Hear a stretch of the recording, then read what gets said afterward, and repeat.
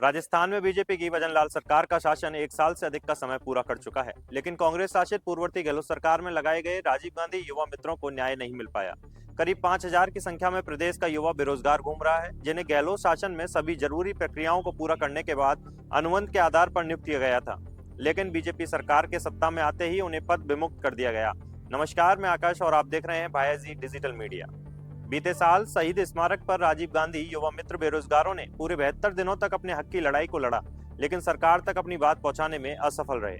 इन सबके बीच युवा मित्रों ने किरोड़ी मीना, झावर सिंह खर्रा जैसे कैबिनेट मंत्रियों समेत राज्य के अलग अलग कोनों में सरकारी प्रशासनिक अधिकारियों तक को ज्ञापन सौंपे। बावजूद इसके अभी तक उन युवाओं को सिर्फ आश्वासन से अधिक कुछ नहीं मिला।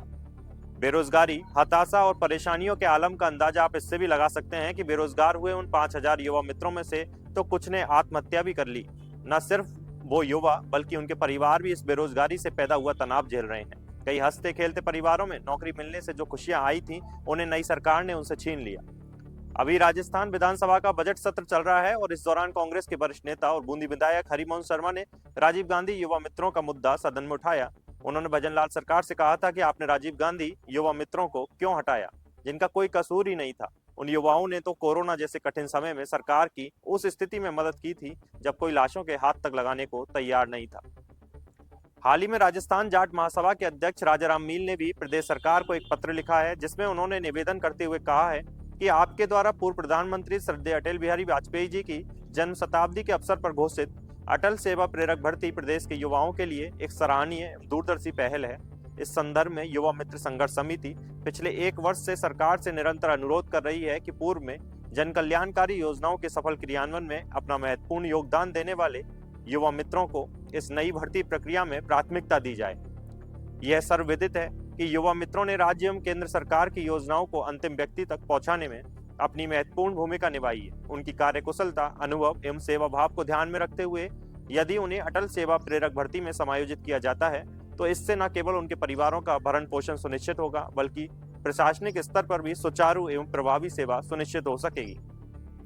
इसलिए आपसे विनम्र अनुरोध है कि इन युवा मित्रों के अनुभव का ध्यान में रखते हुए उन्हें आगामी अटल प्रेरक भर्ती में समायोजित करने हेतु आवश्यक निर्देश प्रदान करें। आपकी इस सकारात्मक पहल से न केवल अनुभवी युवाओं को पुनः सेवा का अवसर मिलेगा, बल्कि प्रदेश की जनसेवा व्यवस्था को भी और अधिक सशक्त बनाया जा सकेगा।